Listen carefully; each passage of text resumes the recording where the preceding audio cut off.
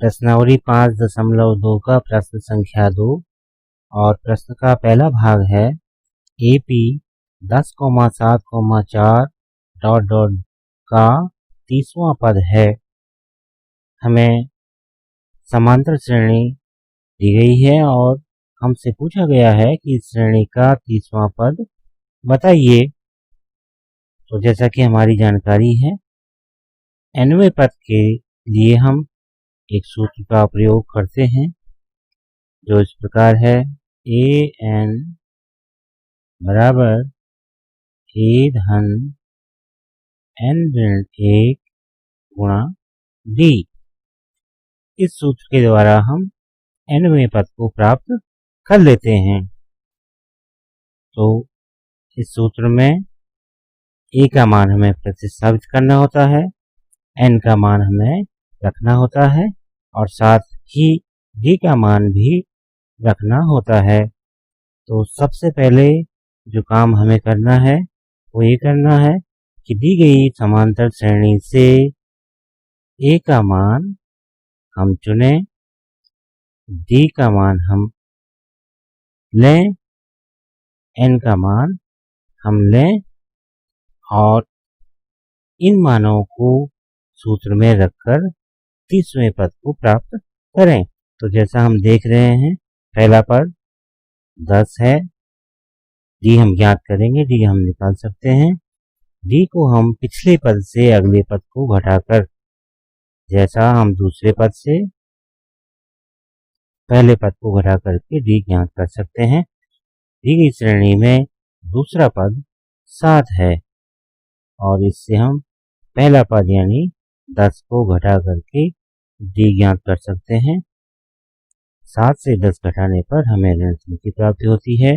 यह हम एक बार और ये कर सकते हैं। आपके हम तीसरे पद से दूसरे पद को घटाकर देखते हैं। तीसरा पद 4 के रूप में है और उससे हम दूसरे पद यानी 7 को घटाकर देखते हैं तो भी हमें ऋण 3 प्राप्त होता है।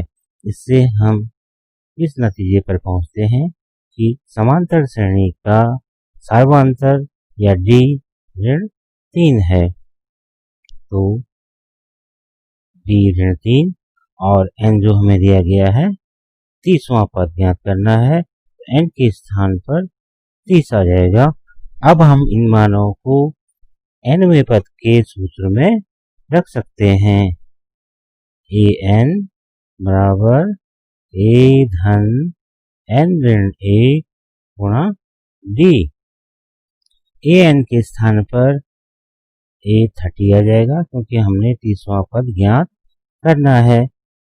a यानी पहला पद धन n 30 ऋण 1 गुणा d यानी ऋण 3 या a 30 बराबर 10 धन 30 से घटाएंगे 29 गुणा ऋण 3 या हम लिख सकते हैं a 30 बराबर 10।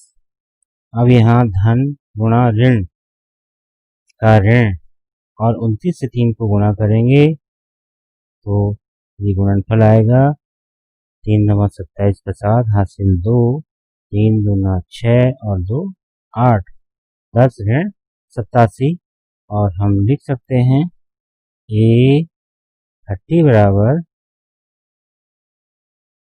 ऋण 77। तो इस तरह से हमारा आंसर आया है कि AP का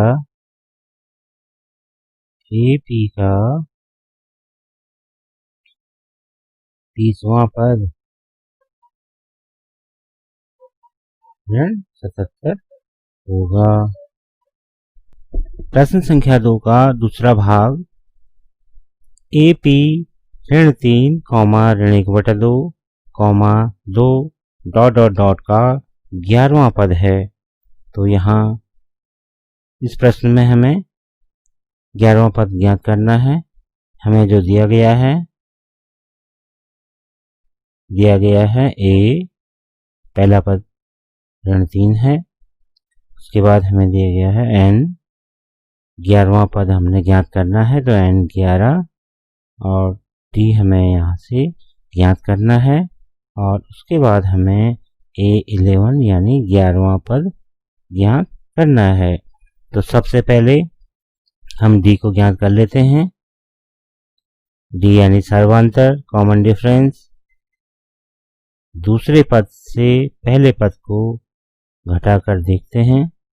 दूसरा पद ऋण 1/2 और पहला पद है ऋण 3, तो इस तरह से हम लिख पाएंगे ऋण कोष्ठ ऋण 3 या ऋण 1/2 और कोष्ठ खोलने से पहले ऋण चिन्ह से अंदर गुणा करेंगे तो ऋण ऋण का धन 3।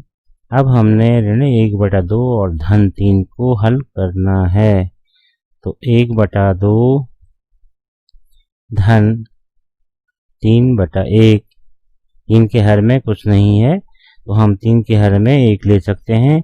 1 सभी के हर में मौजूद होता है। यहाँ हम लौसो लेंगे, लौसो आ गया 2 ऋण 1 धन 2 गुणा 3 यानी 6 और अंश में 5 हर में 2, तो d 5/2 के रूप में प्राप्त हो गया है। एक बार हम और d को चेक कर सकते हैं।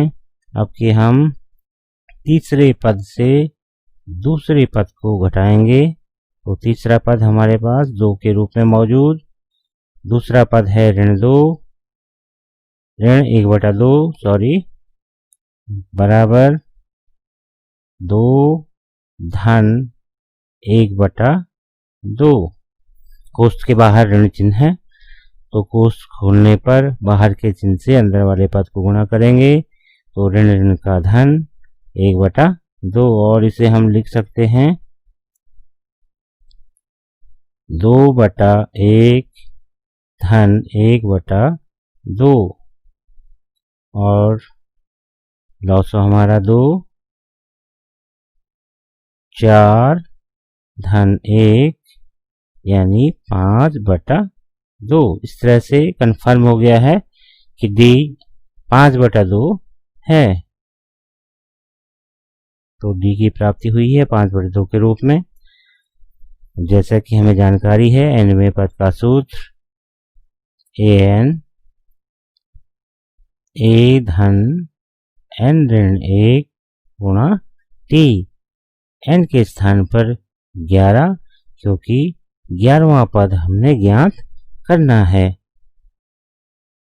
a यानी ऋण 3 धन n यानी 11 ऋण 1 गुणा d जो हमने अभी ज्ञात किया है 5/2।